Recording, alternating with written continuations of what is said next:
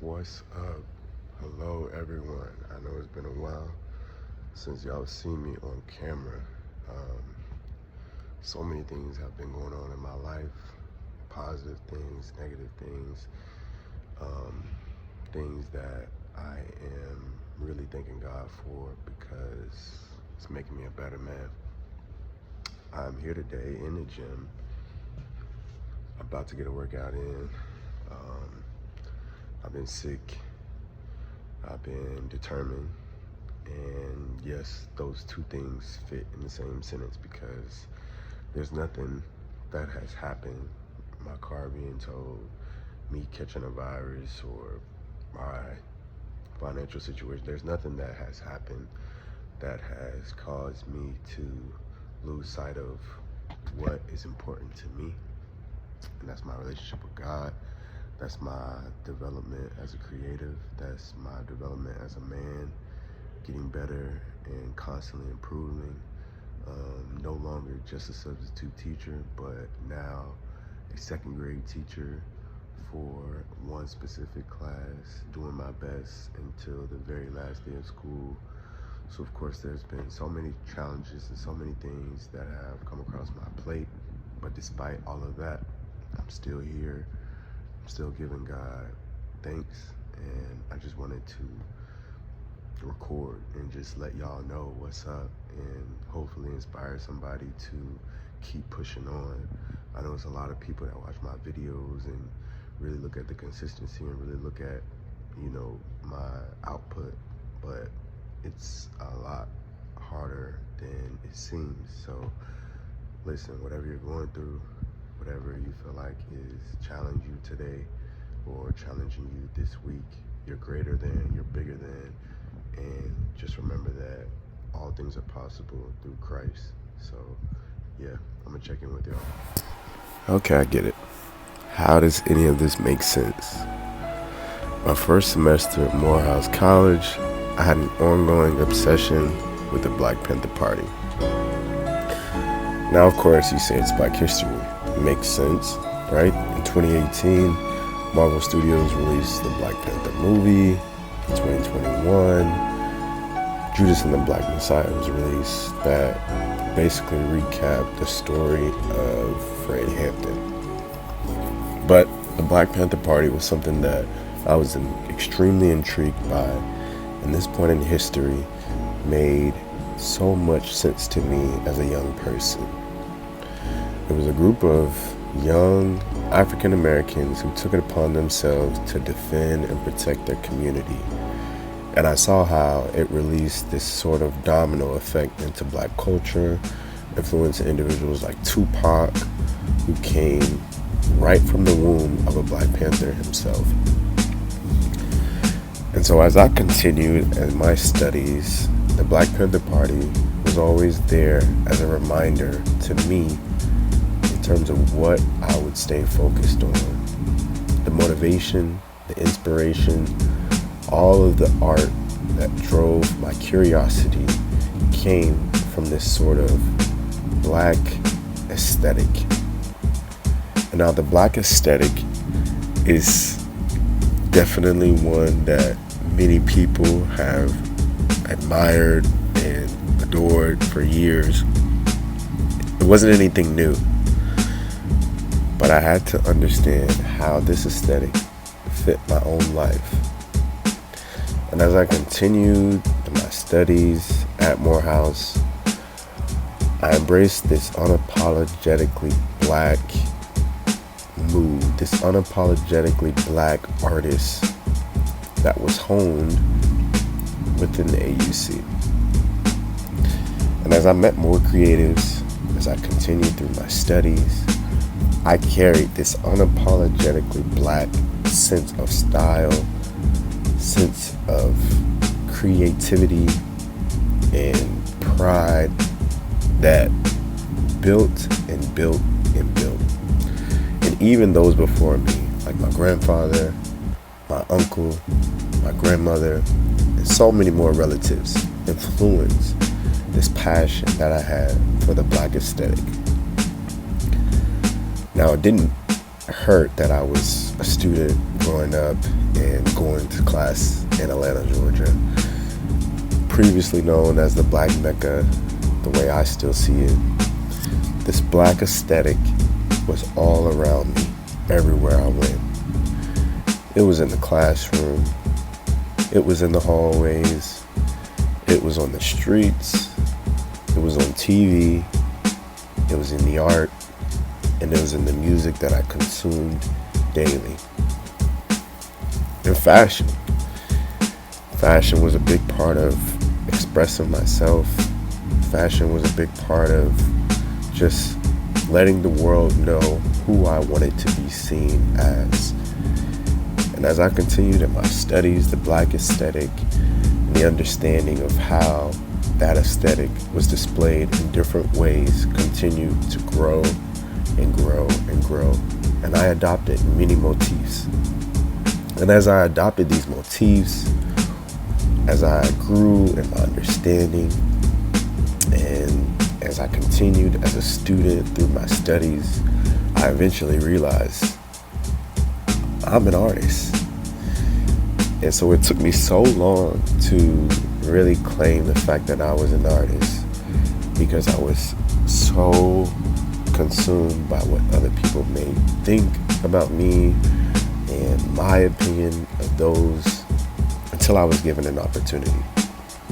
I was given an opportunity to join with my classmates and protest this Cop City thing that was going on in Atlanta. And it was right on the cusp of my Gullah studies that, really influenced my senior year: Africana studies, Black history studies, Gullah Geechee studies, right? I found so many connections to the AUC and to the books I was reading, so many connections in my identity as a student and as an artist. And what I didn't realize was that I was manifesting everything that was happening in my life. I started manifesting things early, way before I got to Morehouse. That's even how I got to Morehouse. And of course, growing up in a Christian household, being an artist was something that I kind of shied away from. But all along, I was manifesting my future. I was manifesting my identity. Even when I graduated, I wore a pin for the Black Panther Party, not even realizing that months later I would end up in Oakland, California. And so as I continued, I found opportunities to express myself creatively and to really embody what it was I admired. Time went on, and as it progressed, I continued to find others who sort of embodied and embraced the black aesthetic. And creatively, this was gold. I needed to be around these individuals. I needed to soak up all of the experiences that I was having in order to influence where I wanted to go with my life. And there were so many moments in Black history that felt full circle to the moments that I was having after my studies, during my studies. And I didn't know what to do with this. I continued to just study and immerse myself in Black history and Black culture. And I continued to have education be a priority in my life. I saw myself as a lifelong learner, that even after I graduated, there was so much more to see, so much more to learn, and so much more to experience. I thought that going into education would be a good route for me, seeing that my mother prepared me for these steps. I left no opportunity to have a theme or to express myself creatively, whether that be party invites, homecoming outfits, conversations. As I was living my life in the moment, I was still expressing myself, creating art. And I didn't quite realize that my life was the art that I was creating. I got so obsessed with things like photographs, movie, songs, art, and I just sort of collaged them over time, embracing these motifs, embracing these things, and making them my own.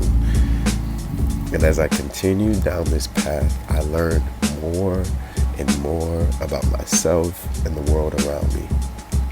The Black aesthetic, like I said, is nothing new, but it's something that I fit right in pocket with.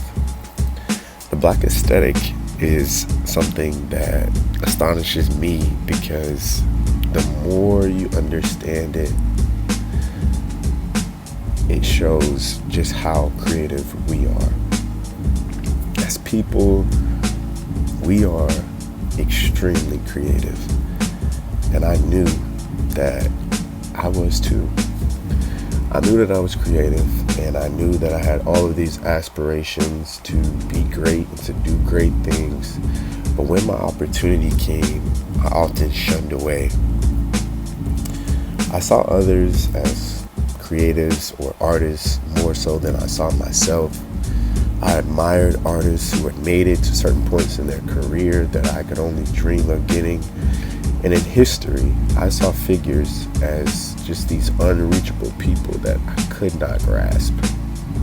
And that's what led me to the exhibit, Idyllic Space. This exhibit by Tyler Mitchell was at the Hyde Museum of Atlanta, and I absolutely loved it. I went the day that it debuted, and I just found myself seeing myself and seeing all the Afro-surrealism speaking directly to me. Now, of course, this exhibit was there for a while and, people moved on, but I didn't. I started to see art everywhere I went, and I started to become that art that I wanted to see. When I got the opportunity to move to Oakland, California, I ended up living just blocks away from where the Black Panther Party began. All this time, I never realized that I was manifesting my life and creating art as it was happening. And much like the Black Panther Party, I was there, I was strong, I was diligent, and my presence was some sort of threat to those who sought to suppress the Black aesthetic. The Oakland Museum of California was a very nice place, and there are so many places in Oakland where I could see that touch of the Black aesthetic had existed, but it was almost like a ghost I was chasing. I got to go to the Coliseum before the A's left. Baseball had always been a big part of my personality and one of my favorite sports. It was the same Coliseum where Ricky Henderson had set so many records before. And so all of these moments, all of these just pivotal moments that I was overlooking was adding and adding and adding to my story as an artist.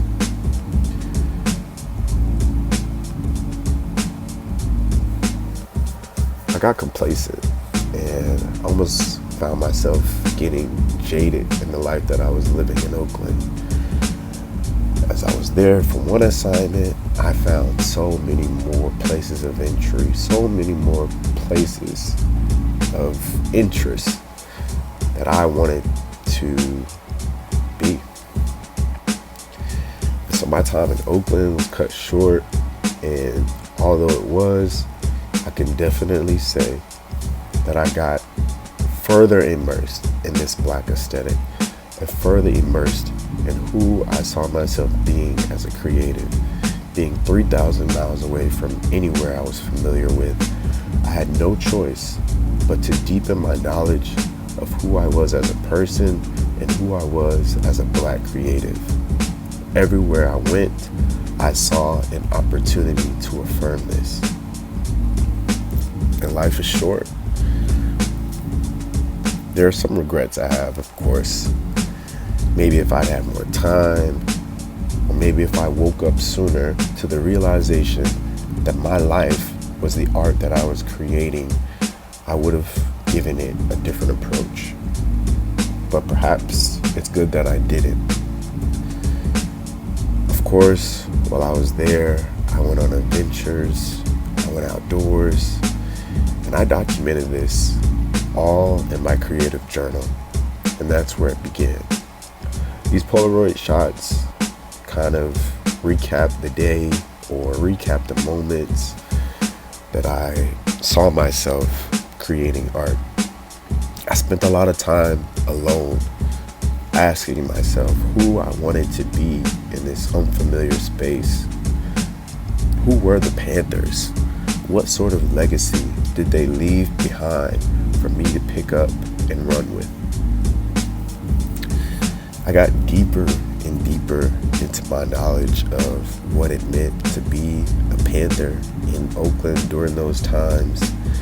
And as I continued to research, I started to realize that my fate would be similar to theirs if I continued on the path that I was going without any understanding that I was a threat to those who seek or who sought to keep me where I was. There were people who didn't want me to become an educator. There were people who wanted me to burn and lose all of my credibility and lose the fact that I was there to do a good thing, similar to the Panthers.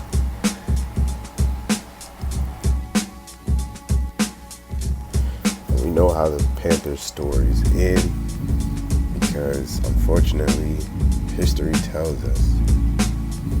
But I didn't accept that ending for myself.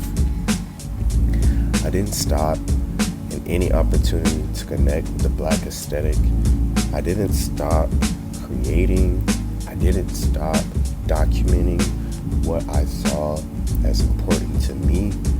And in the moments where I didn't always feel myself, I did what I needed to do to continue down this path I had started.